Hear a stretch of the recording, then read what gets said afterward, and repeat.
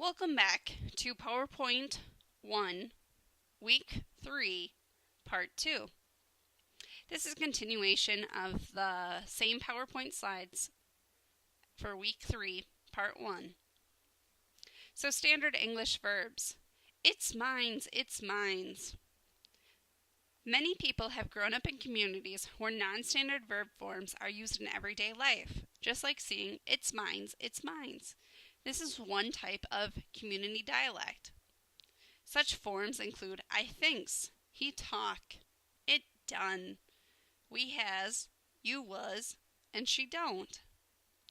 Community dialects have richness and power, but are a drawback in college and of course the world at large, where standard English verb forms must be used. Standard English helps ensure clear communication among English-speaking people everywhere, and it is especially important in the world of work. This chapter compares community dialect and standard English forms of one regular verb and 3 common irregular verbs. Have you ever heard someone just use slang before and just cringed? Using slang, texting, emoticons, and of course community dialect is one thing in everyday speech, but in writing and in English, standard forms will be required.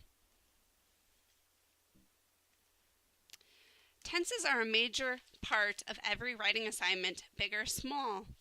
In any writing, tenses need to stay the same, whether they choose to begin in present, past, or future tense. The tense needs to remain the same, so the reader has a greater understanding and clarity of where the person is going or what they may have been doing. Present tense endings. The verb ending s or es is needed with a regular verb in the present when the subject is he, she, it, or any one person or thing. He walks, she talks, it creeps, the student writes, the adorable son bounces, the car rambles. As you can see with these first 3 examples, these words end in s because the word, the verb, ends in a consonant. For the last 3 examples, they end in es because the word ends in a vowel, e, so it ends with es. The examples on page 403, they say he yells, she throws things, it really angers me, their son storms out of the house, their frightened daughter crouches behind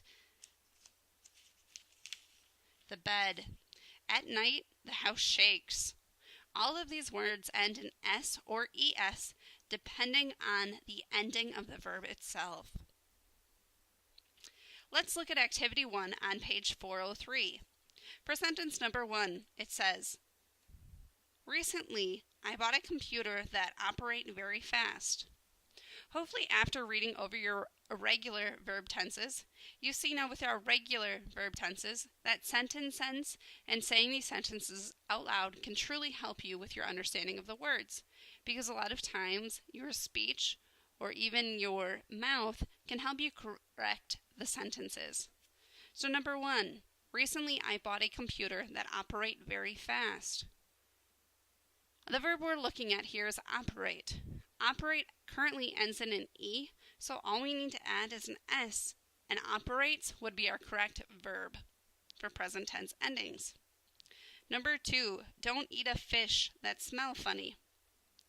Well, of course, for smell, it needs to be smells. So don't eat a fish that smell funny.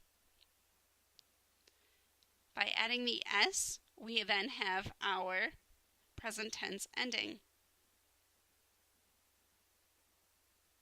Number 3, Claire planned to enter the contest. Claire plan. Well, of course, for present tense, it needs to end in an s. So Claire plans, so P-L-A-N-S, to enter the contest. Number 4, whole wheat bread tastes better to me than rye bread. The verb taste, it ends in an e, so all we need to do is add an s. So T-A-S-T-E-S. Whole wheat bread tastes better to me than rye bread. Number 5, Bob worked as a security guard at the mall. Bob, the verb is work, so because we're looking for present tense, we need to add an S, so it's Bob works as a security guard at the mall. Number 6, the city seemed to glow in the early morning sun. Our verb here is seem, and of course because it ends in an M, we know all we need to add is an S to make it the city seems to glow in the early morning sun. One thing to think about when you are going through these sentences and you're looking at present tense or past tense, because of your verb, so in number 6, the city, we're talking about one city, and so in that sense it acts as a singular word, and then seems would be a plural. So for every singular noun, I need to have a plural verb, or vice versa, and it helps me with our sentences. Past tense endings. The verb ending D or ED is needed with a regular verb in the past tense. Past tense means it already happened.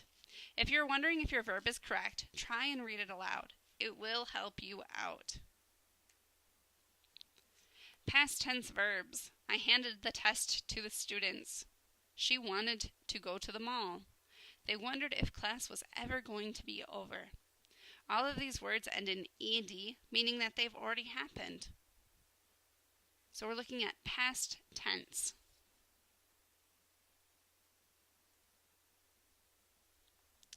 For present tense, here are a few present tense for the verb form be. I am, we are, you are. He, she, it is, they are. And then past tense, I was, we were, you were, he, she, it was, they were.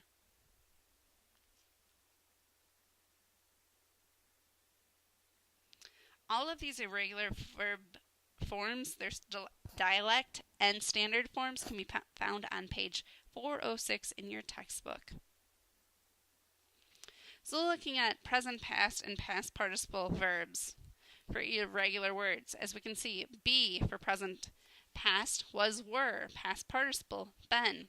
Of course, be, once it changes to past, changes the entire spelling of the word. And then words like fight. Fight is present tense, but then fought for past and past participle. All of these irregular verbs and their forms can be found again on the Purdue OWL website for further understanding. Here's a tip. Irregular verbs in negative forms like do cause problems in writing. So which is correct? Would it be A or B? Would it be A, he don't agree, or B, he doesn't agree? Think about the negative form. If I take out the not, so if I just say he do agree, or B, he does agree. The tip I can see here is because do, if I'm looking at the verb form, do needs to end in ES for present tense. So it should be B, he does not agree. Again, your list of irregular verbs. In your writing, keep in mind the list of irregular verbs starting on pages 395 in your textbook. In your writing, I will expect that you use the correct tenses.